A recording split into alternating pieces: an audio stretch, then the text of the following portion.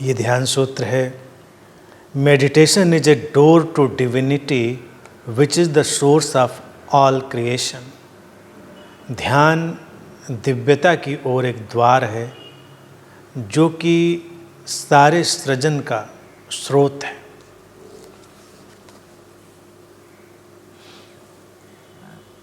दिव्यता का वो द्वार जो सारे सृजन का स्रोत है, सोर्स ऑफ ऑल क्रिएशन।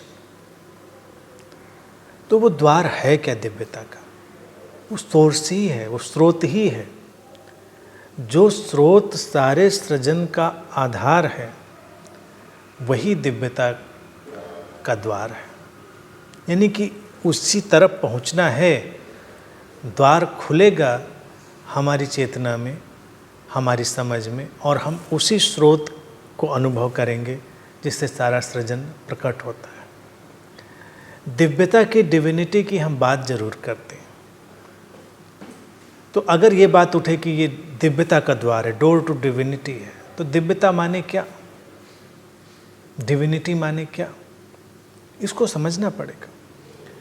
क्योंकि दिव्यता से अगर हम आशय ये समझें कि ये कुछ आध्यात्मिक बातों का एक ढंग है, ये कोई अलग जीवन शैली है, ये कुछ खास तरह के बातों, शब्दों, भाषा का उपयोग है, तो ऐसा बिल्कुल नहीं है। दिव्यता जीवन की गहरी समझ है, और ये समझ पैदा होती है जब व्यक्ति गहराई से संवेदनशील होता है, गहराई से सजगता में उतरता है, और इस सजगता और संवेदनशीलता के जगत में उतरते ही समझ के नए द्वार खुलते हैं। जो पुरानी कंडीशनिंग है वो टूटती हैं। अन्यथा व्यक्ति अपनी पुरानी कंडीशनिंग में लिपटा हुआ चला आता है। अब कंडीशनिंग तो day by day, moment to moment, क्षण प्रति क्षण बन रही होती है।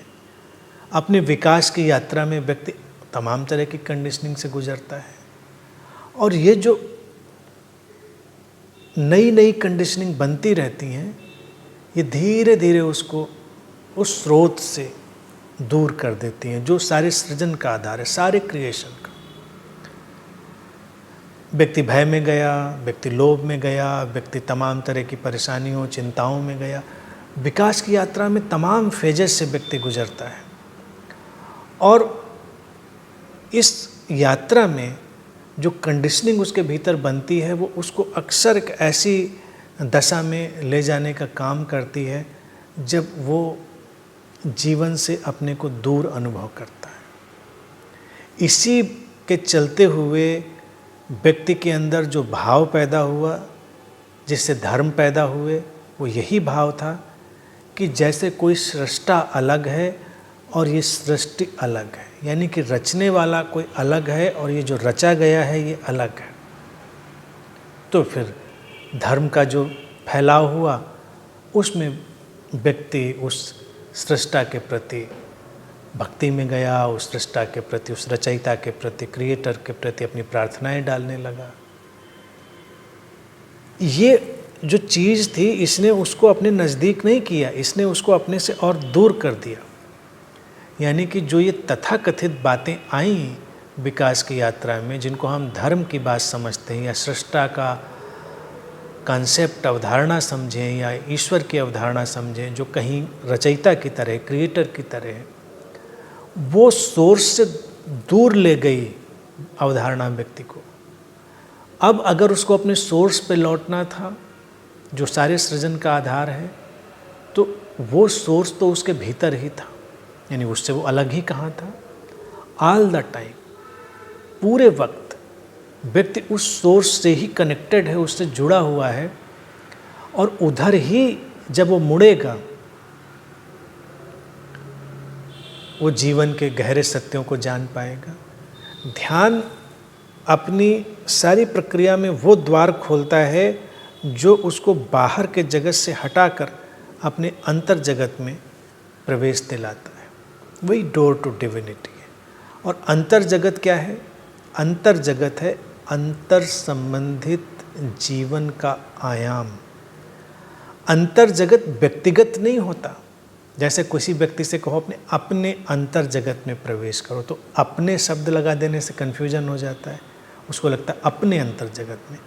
लेकिन अगर हम इतना ही कहें अंतर जगत में प्रवेश करो, तो उसका अभिप्राय यही होगा कि अंतर संबंधित जीवन के आयाम में प्रवेश, और वही सोर्स ऑफ ऑल क्रिएशन है, वही चेतना का विशुद्ध प्रवाह है।